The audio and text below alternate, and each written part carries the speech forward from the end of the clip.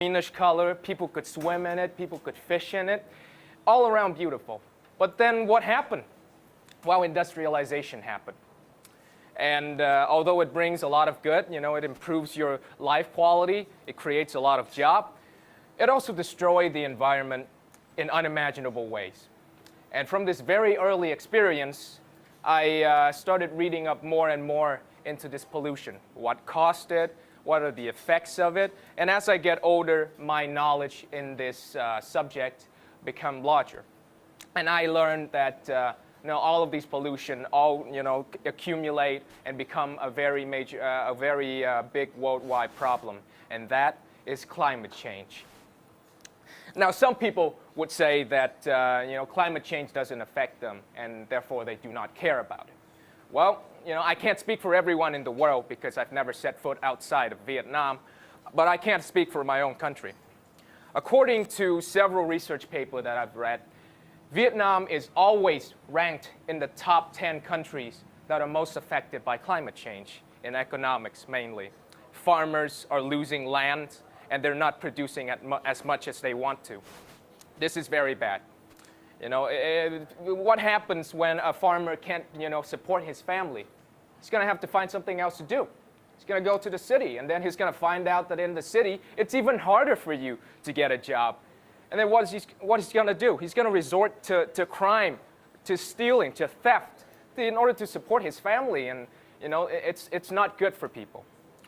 And also scientists have been estimating that by 2050, 20% of Vietnam's landmass is going to end up underwater. So that's why I care about this problem so much. And I always have this question in mind. What can I do to turn this franchise around? What can I do to help mitigate this effect of climate change? Well, climate change is caused by one major source, and that is carbon dioxide emission. If we can reduce this, we probably would make a dent on this problem. However, this is not a thing that one nation could do and then they could change the world. This has to be a collaborative effort. Every nation has to join hand in protecting our home, Earth. So one major thing we could do is to slowly and gradually change the amount of fossil fuel we burn and then replacing it with greener alternatives. I'm talking solar, wind, geothermal energy. And the great thing about the green energy is that it's renewable. It can replenish itself over time, and it produces little to zero pollution, therefore helping the environment and could stop climate change. One more thing that as an individual you can do is to start growing trees and plants. Now, I'm not asking people to go out there and grow acres upon acres of forests. That's impractical and should be left for the people who have the resources to do so. What I'm asking you to do on an individual level is to start growing, a garden on your rooftop, on that empty patch of land in your house. Just grow something. Not only will it help you be self-sufficient because, food, there's food, you're growing food, and it relieves stress. You're also doing the environment a huge favor. And finally, I think one of the most important factors in reducing carbon dioxide emission is through technology and innovation. Now, they say that technology creates a lot of problem. Well, I don't think so. Technology solves a lot of problems, and they create very little problem. And then, we should start finding new methods of producing energy that are more efficient and less polluting. And in general, we have to do 3 of these things in conjunction, and everyone has to do it, to change the climate and, turn this franchise around. Now, look, I know that climate change is a huge problem to tackle. And the future looks pretty grim if we don't do anything about this. But the thing is, humans have been faced with difficult problems ever since history has recorded us. So I think that climate change is just another obstacle to be surpassed and overcome. But no person can do this alone. Like I said, this is our home. Earth is our home. And we're all in this together. So why don't we put aside our differences and just work together this one time? We owe it to later generation. We have to make the future a better place for everyone. And I'm going to end this on a positive note. The canal I mentioned earlier in the speech, well, the government is doing something about it. You know, the conditions are improving, and fish can now live in the water again. You know, a very small step. And I look forward to the day where the river or the canal would be returned to its former glory. Thank you for listening. Oh, right. Thanks for your presentation. So you were talking about something about the carbon dioxide and the economy, geography stuff. So Yes. what's your favorite subject in school? Was geography or chemical? Actually, no. I'm actually a pretty average student when it comes to chemistry and geography. But the thing, because I'm not saying that I'm lazy and I don't research about this. I do a lot, but usually when the tests happen, I'm busy reading up stuff about global warming, where they're talking about geographic regions in the class, and I started caring about this global warming and climate changing thing when I was a little kid. Witnessing. My family is from Vĩnh Long. And traditionally, it's a farming family, and so I've witnessed a lot of my family members move to the city because farming is too difficult for them, and the soil quality was not good enough for them to support their families, and it's pretty disheartening. So that sparked my interest to environmental research, and I've made a lot of friends over the years who share my same interests, and we talked about this a lot, and therefore I choose it as my speaking topic.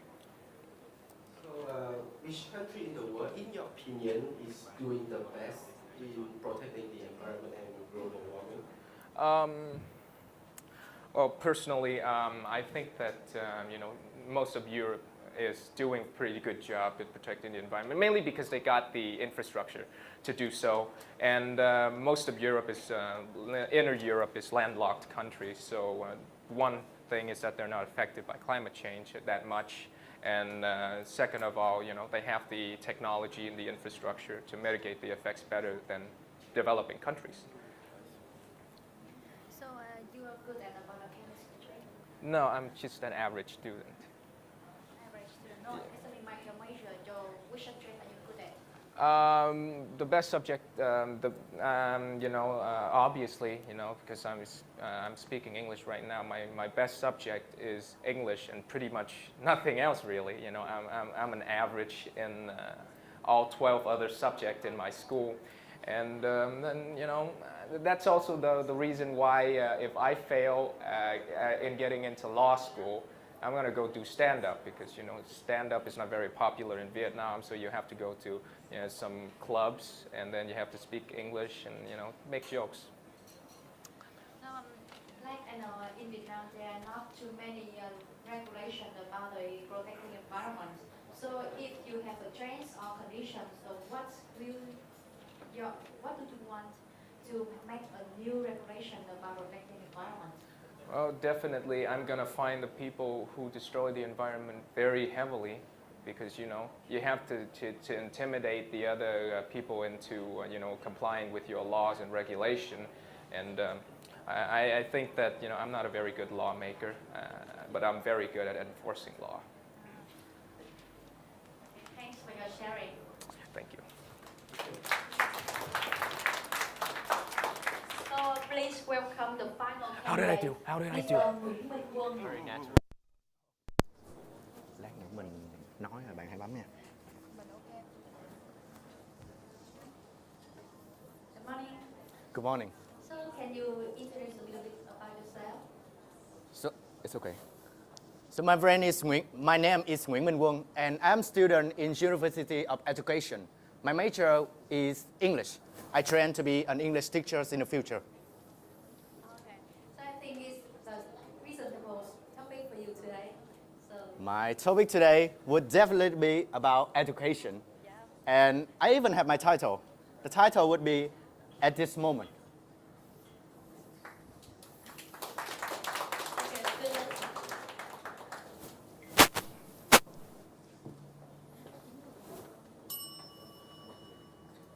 At this moment, there's the teacher. with degrees in teaching. But when he teaches, he cannot engage with any student. At this moment, there's the teacher who works 9 hours a day, 7 days a week, but always teach the most meaningful lesson to students in the most meaningless way. At this moment, there's a teacher who got famous all over the internet, not because of how he teach, but because of how he his students. At this moment, there are students who drop out school all because playing video games is way cooler than learning mathematics. At this moment, there are students. She's talking to her mom saying, "Mom, I hate studying. Studying sucks." And at this moment, there is a student who feels so motivational in learning, but got to learn in the most demotivational way ever. So he quits. Ladies and gentlemen, on behalf of all teachers out there, I am sorry. I'm sorry to all the parents, the students, the young generation. I'm sorry that we teachers have let education fall down before we can see its fruition. I'm sorry that we pay too much attention to school facility, technology, but too little attention to the heart and mind of a teacher. I'm sorry that we put the 9 and the 10 on the results over our students themselves. I'm sorry that we are too busy filling in students' heads with sophisticated yet unnecessary knowledge that we forget instilling motivation into their minds. And I'm sorry that we, as teachers, have failed our students. Teachers cannot teach, but we can inspire. We can inspire students. We can inspire them to look beyond the horizon, to break through the limit of the limited, explore the unexplored, and to see the extraordinary in every ordinary seconds of life. I have a student. On his first day to class, he yelled at me, "Yo!" Didn't wait for my reply. He sat down, took out his smartphone, played Minecraft, skipped the whole lesson. The next day, he brought a bottle of milk with him. Whenever I was teaching, he was drinking his milk loudly. I yelled at him, "Put that milk away and take out your books." And he was like, "This milk is tasty." After hours of yelling at him, he kept on drinking milk like nothing happened. So I decided to write and tell his parents what he did. One day I wrote, "Dear Mister, your son yelled in class, listen to no one." Another day I wrote, "Dear Mister, your son did not finish homework, said backward to teacher." And another day, "Dear Mister, your son used smartphone in class." And another day, "Dear Mister, your son hit on the student." Dear Mister, dear Mister, dear Mister, your son drive me crazy. He's lazy, he doesn't learn, he's hopeless. No reply from his parents. At that time, I realized I had to do something. My students going down the wrong tracks. Inspire him to the right way, I must do. So one day when he was playing game, I asked, "What you playing? Can you show me how?" He, for the first time, smiled to me. "Sure, teacher, I'll show you." He shows me the game characters, how to play it, how to win it, everything. But most of all, he